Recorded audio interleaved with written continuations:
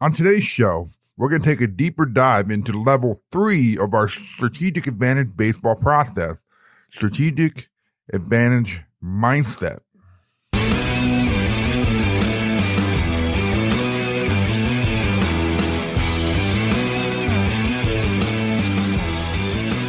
Hey guys, welcome back to Strategic Baseball Podcast. Today, Darrell and I want to take a deeper dive into level 3 of the strategic advantage baseball process, which is strategic advantage mindset.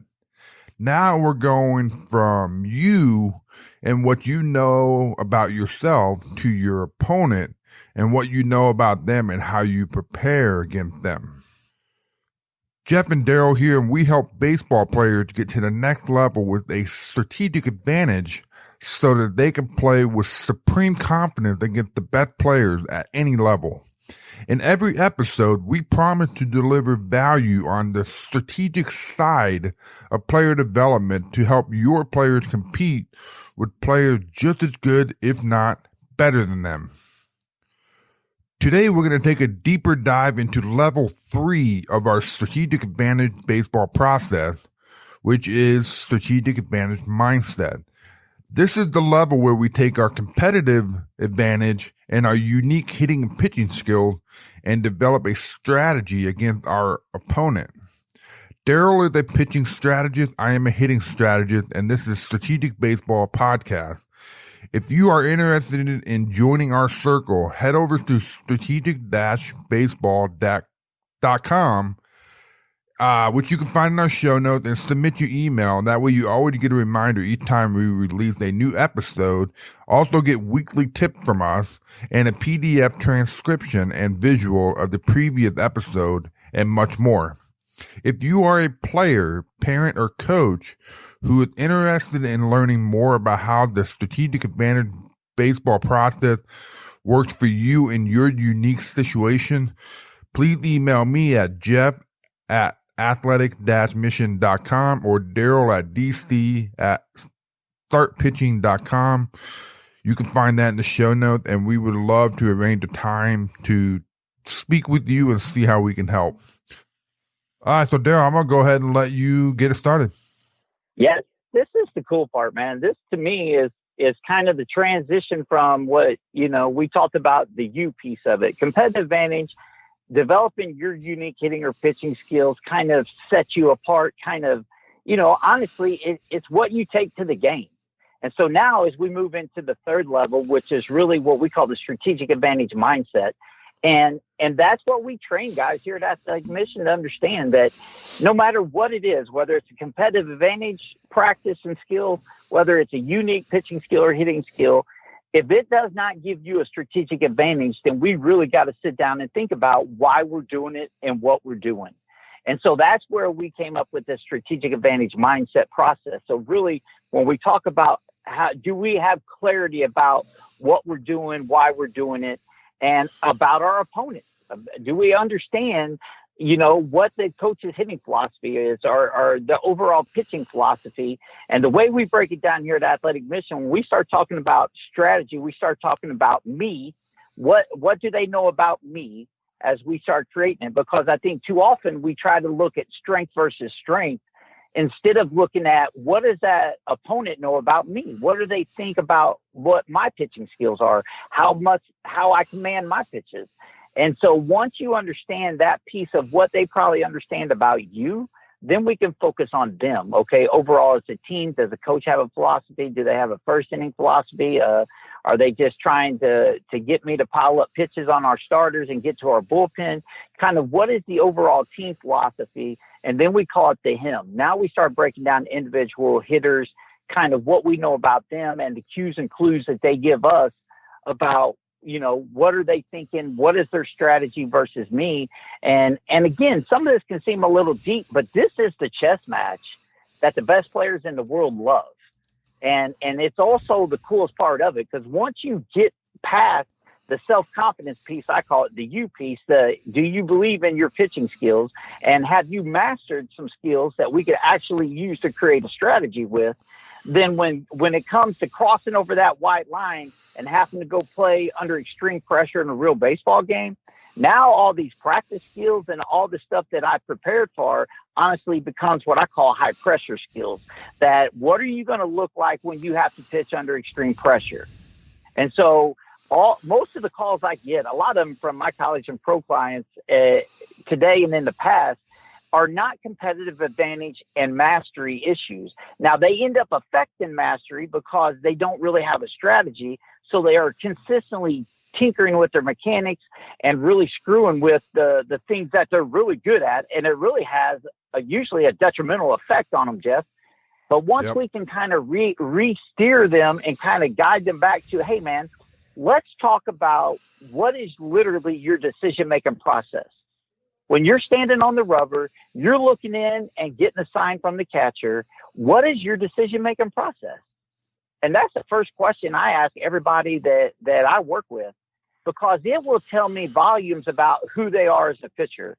And if they start saying, hey, I don't call any pitches, the coach calls every pitch, then that tells me a lot about what their problem is. Right. If they tell me that, hey, I just trust my catcher and I let him call the game and I just kind of go with him.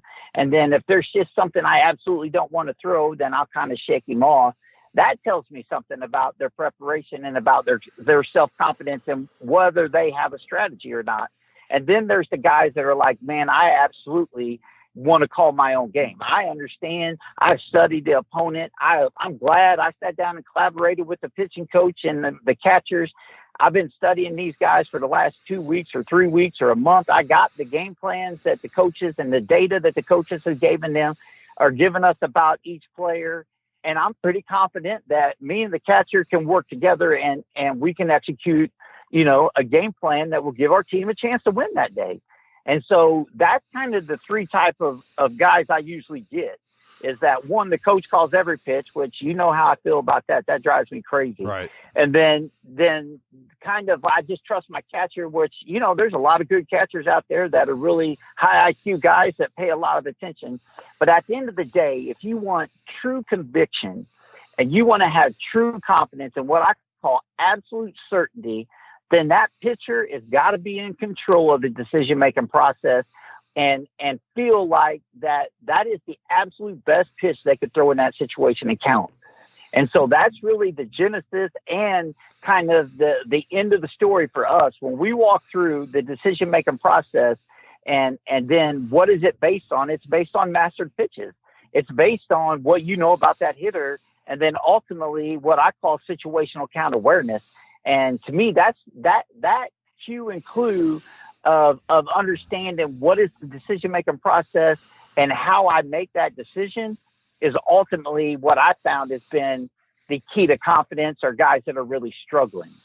So when I have elite level guys that's got elite level stuff that throw mid 90s and got 2 or 3 really good pitches, when I find out that they're struggling, most of the time it's somewhere in that realm of they really don't trust that they've done the preparation piece of making that decision.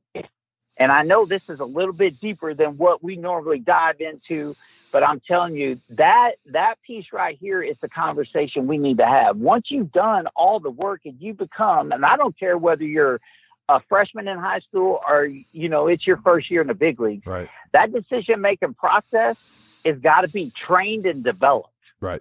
And then we can take all the data that's out there in the baseball world now and try to help these players understand, how that gives them a strategic advantage.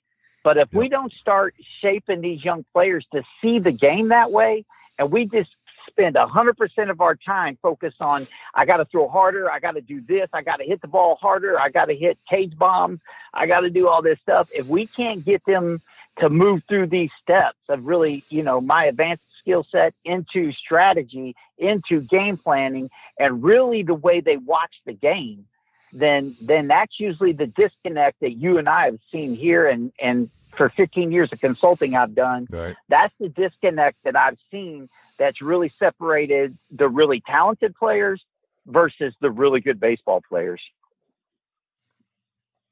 Right, man, this is good stuff, and a lot of the stuff that Darrell talking about can be flipped over to the hitting side, which is cool because, Darrell and I get to talk every single day about this hitter and pitcher's matchup.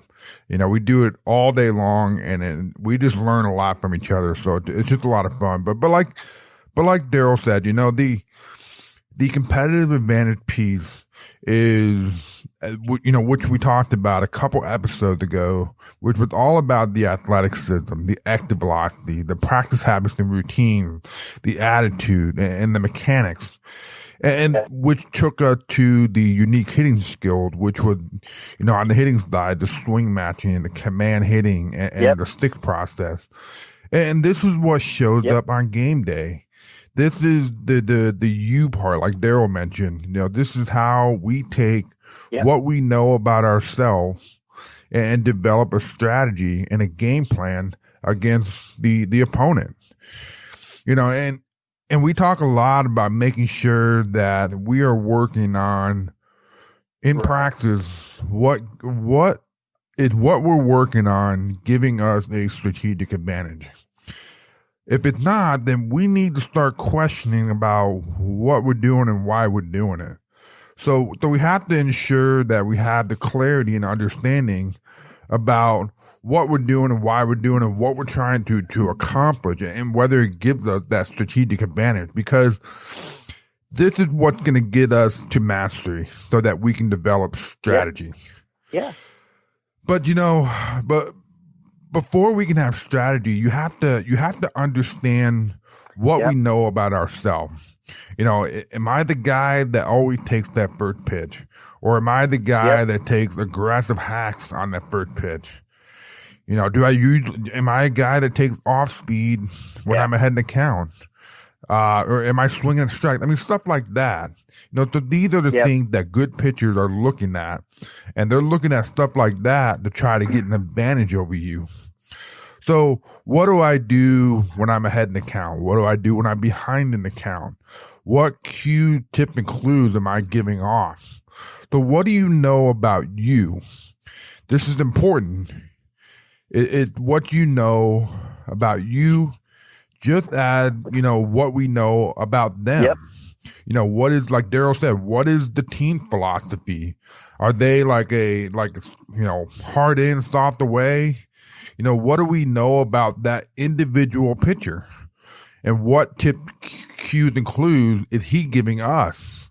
Does he command his pitches? Is he confident in his secondary pitches? Does he have a strategy against us?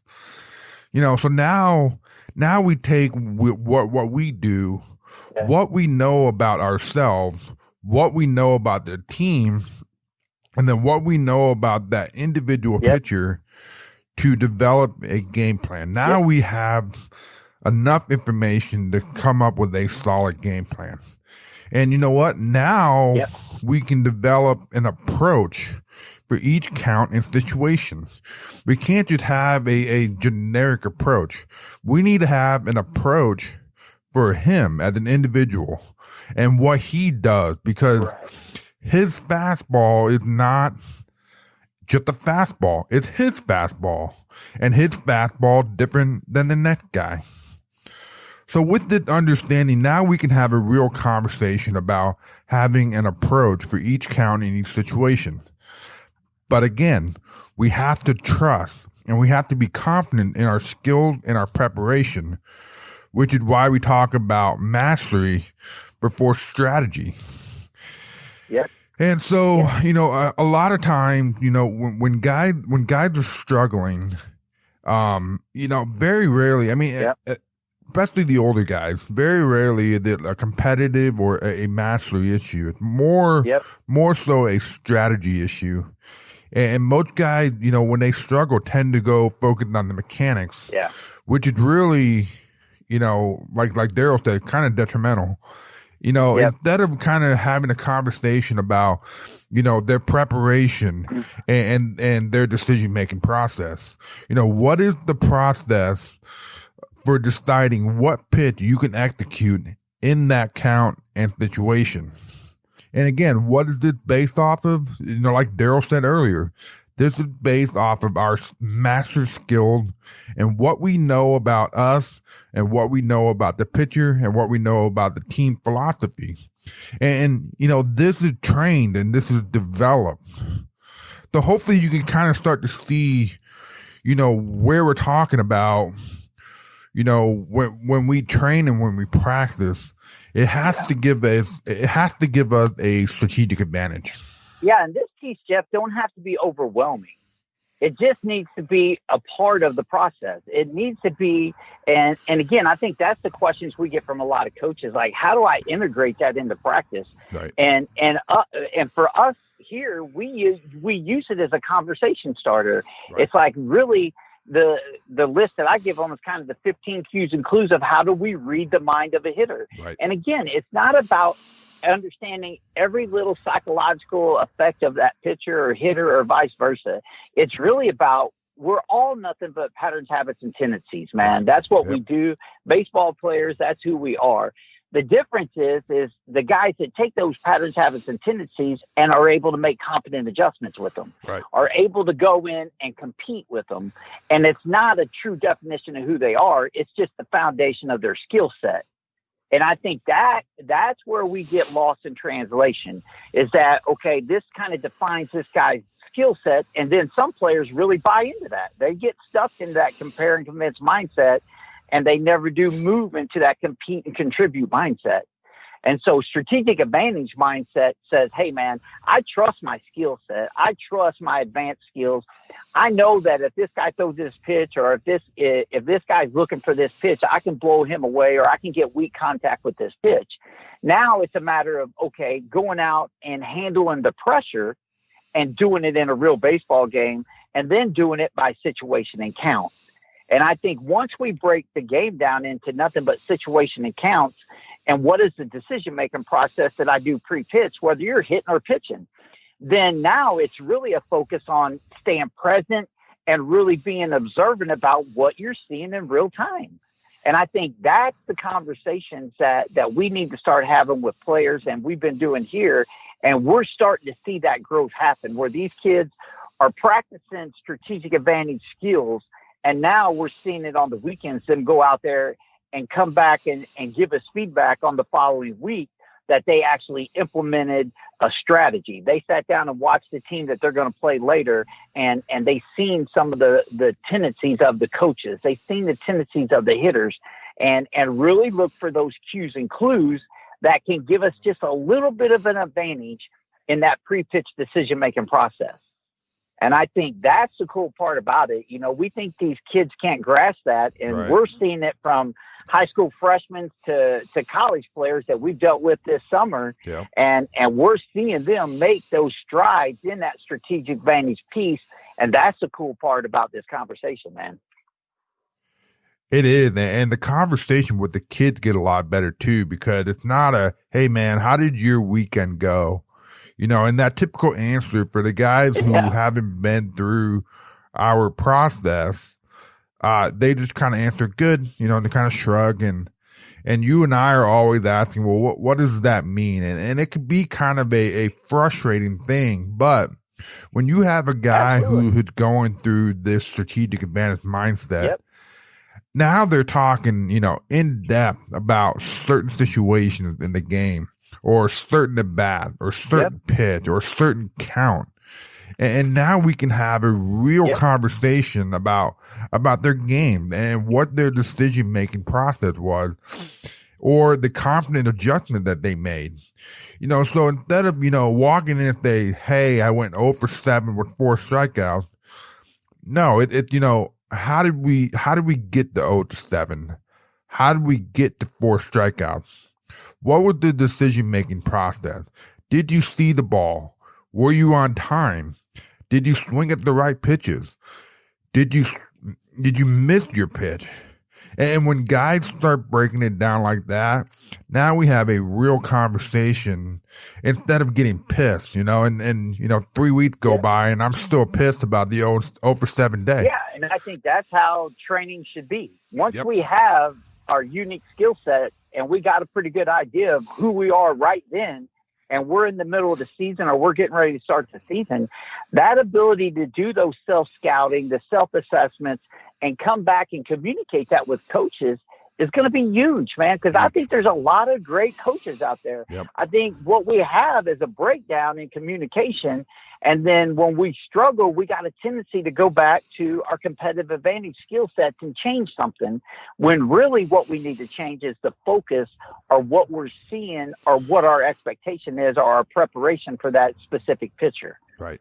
And I think once we are able to break that down by hitter and pitcher and really individualize it a bat to a bat, then I think the conversations that these kids give us and the feedback that we get back from players is priceless, because now it's not just random guessing of how we can help them make the adjustment and try to coach them up the best way. We're really getting real feedback that just came out of a game that is based on all of it. It's based on how they believe, how they trust in themselves, and then ultimately what they knew about that opponent, and then what was the outcome.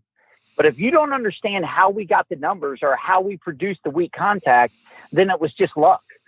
But if I can consistently produce weak contact, or I can consistently produce swing and misses on purpose, now we know that this pitcher has an idea and he's executing pitches by velocity and movement to a specific location on purpose. And see, as a scout and as a college coach or somebody that's on the recruiting trail, that's what I would want to see. Right. Can he consistently execute on purpose in different situations and count more than just raw ability? And I think, honestly, Geoff, that's what we're seeing right before our eyes, man. And it's cool to kind of be at the forefront of having these conversations. I agree. And as we wrap this up, the thing I want to bring up is that the players across all levels, young and old, yep, they look forward to the type of conversation. They look forward to the type of teaching, yep, the type of training. I used to think that, too deep for the younger guys, but Darrell showed me that it's not. And they enjoy it. And you know what? Do they grasp it in its entirety? No, but the more we talk about it, the more they have the aha moments. So as us as coaches, we need to get away from dumbing this down and trying to make things simple, because man, having the mindset and really understanding how to watch the game needs to be taught, especially to the guys who are legit, the guys who are good, that really want to play baseball at the next level. Because like we say all the time, the difference is when you start facing guys just as good, if not better than you. And the competitive advantage, which was level one, that works against guys that are not as good as you. Absolutely. And so, yeah, man, that's what's cool about what we're doing and getting it out to the listeners and different coaches, and excited to get feedback and see how other coaches are implementing similar strategies. Again, anyone who wants to learn more, just feel free to call us or email us, and you can find our information in the show notes. And the next episode, we're going to talk about level 4, game day execution. So thank you for listening in, and we'll catch you next time.